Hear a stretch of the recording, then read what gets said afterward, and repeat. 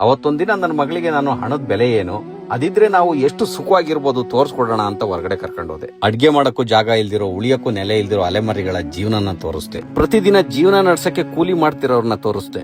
ಓಡಾಡಕ್ಕೆ ಸ್ವಂತ ಗಾಡಿ ಇಲ್ದೇನೆ ಬಸ್ಸಿಗೆ ಕಾಯ್ತಿರೋ ಜನನೆಲ್ಲ ತೋರಿಸಿ, ದುಡ್ಡಿಲ್ಲ ಅಂದ್ರೆ ಇವ್ರಗಳ ತರನೇ ನೀನು ಕಷ್ಟ ಅನುಭವಿಸ್ಬೇಕಾಗತ್ತೆ ಅಂತ ಹೇಳ್ದೆ. ಮಗಳು ಅವ್ರನ್ನ ನೋಡಿ, ಅವ್ರಿಗಷ್ಟು ಕಷ್ಟ ಇದ್ರು ಯಾಕೆ ಅವ್ರು ನಗ್ತಾ ಇದಾರೆ ಡ್ಯಾಡಿ ಅಂತ ಕೇಳ್ತು. ಮಗಳ ಆ ಮಾತು ಕೇಳಿ ಒಂದು ಕ್ಷಣ ನನ್ನ ಆಲೋಚನೆಗಳೆಲ್ಲ ತಲೆಕೆಳಗಾಗೋಯ್ತು. ಅವ್ರ ಮುಖದಲ್ಲಿ ನಾನು ಅನ್ಕೊಂಡಂತ ಕಷ್ಟ ಯಾವ್ದು ಕಾಣಿಸ್ತಾನೆ ಇರ್ಲಿಲ್ಲ. ದಿನಗೂಲಿ ಮಾಡ್ತಾ ಇದ್ರು, ಸ್ನೇಹಿತರು ಜೊತೆಗಿದ್ದಾರೆ. ಓಡಾಡಕ್ಕೆ ಕಾರ್ ಇಲ್ದಿದ್ರೇನು ಅವ್ರ ಜೊತೆಗಾರರನ್ನೆಲ್ಲ ಒಟ್ಟಿಗೆ ಕರ್ಕೊಂಡು ಹೋಗಕ್ಕೆ ಬಸ್ಸೇ ಅವ್ರ ಹತ್ರ ಬರ್ತಾ ಇದೆ.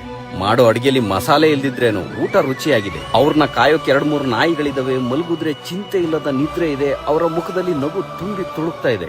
ಈಗ ಕಾಡ್ತಾ ಇರೋ ಪ್ರಶ್ನೆ, ಅವ್ರ ಹತ್ರ ಇರೋದು ನಮ್ಮ ಹತ್ರ ಇದೆಯಾ ಅಂತ. ಯಾವ ಸುಖಕ್ಕೆ ಅಂತ ಹಣ ಸಂಪಾದನೆ ಮಾಡಿದ್ವೋ ಅದೇ ಹಣ ನಮ್ಮ ಹತ್ರ ಬಂದಾಗ ಬಂಧು ಮಿತ್ರರೆಲ್ಲ ದೂರ ಆದ್ರು. ನಾವು ಸಂಪಾದನೆ ಮಾಡಿರೋ ಆಸ್ತಿನೇ ಚಿಂತೆಯಾಗಿ ಬದಲಾಗಿ ಮಲಗಿದ್ರೆ ನಿದ್ದೆ ಬರ್ದಂಗಾಗಿದೆ.